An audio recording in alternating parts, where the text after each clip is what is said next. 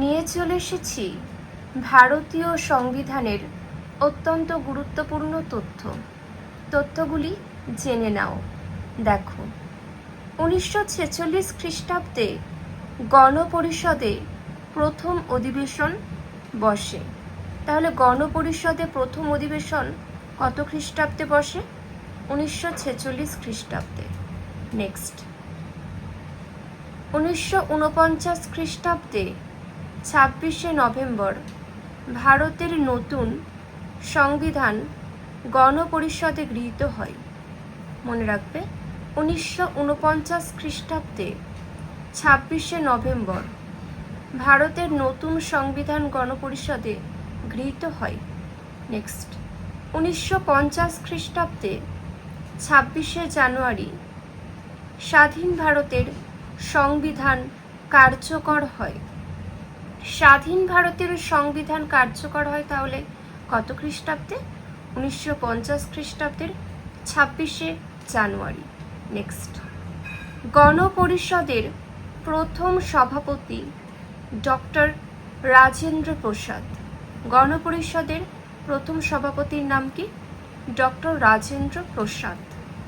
Next, ভারতীয় গণপরিষদের শেষ অধিবেশন 1950 খ্রিস্টাব্দে 26শে জানুয়ারি বসে।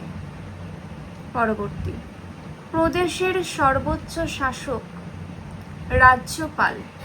প্রদেশের সর্বোচ্চ শাসককে রাজ্যপাল। নেক্সট, স্বাধীন ভারতের প্রথম রাষ্ট্রপতি ডক্টর রাজেন্দ্র প্রসাদ। পরবর্তী, রাজ্যের প্রকৃত শাসক মুখ্যমন্ত্রী। মাথায় রাখবে, রাজ্যের প্রকৃত শাসককে মুখ্যমন্ত্রী। Next, doctor B.R.. আম্বেদকরের নেতৃত্বে স্বাধীন ভারতের সংবিধান রচিত হয়। পরবর্তী, রাজ্য আইনসভা বিধানসভা নামে পরিচিত। পরবর্তী, বর্তমান ভারতের রাজধানীর নাম কি? নয়াদিল্লি। বর্তমান ভারতের রাজধানীর নাম নয়াদিল্লি। নেক্সট, ভারতের প্রথম উপরাষ্ট্রপতি ডক্টর সর্বপল্লী রাধাকৃষ্ণন।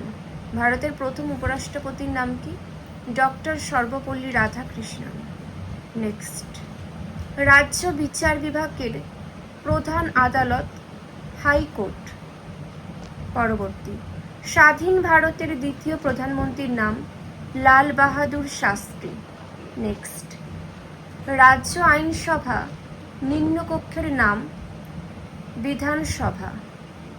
পরবর্তী তথ্য, ভারতীয় পার্লামেন্টের উচ্চকক্ষের নাম রাজ্যসভা।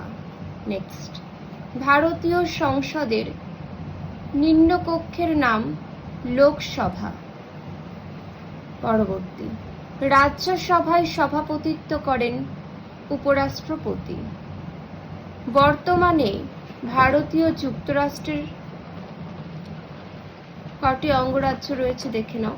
পরবর্তী, লোকসভায় সভাপতিত্ব করেন স্পিকার।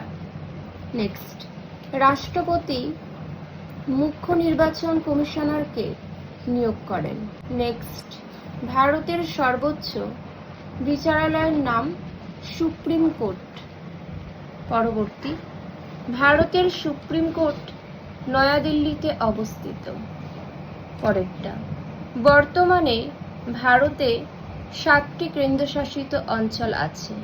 নেক্সট, অঙ্গরাজ্যের রাজ্যপাল রাষ্ট্রপতির দ্বারা নিযুক্ত হন। পরবর্তী, সুপ্রিম কোর্টের প্রধান বিচারপতিকে নিয়োগ করেন রাষ্ট্রপতি। পরবর্তী, দ্বিকক্ষ বিশিষ্ট রাজ্য আইনসভার উচ্চকক্ষের নাম বিধান পরিষদ। ভারতের সংবিধান সংক্রান্ত যে যে তথ্যাবলীগুলি আলোচনা করলাম প্রত্যেকটাই ভীষণ গুরুত্বপূর্ণ। কারোর কোনো মন্তব্য থাকলে অবশ্যই জানাবে। আজ এতটুকুই।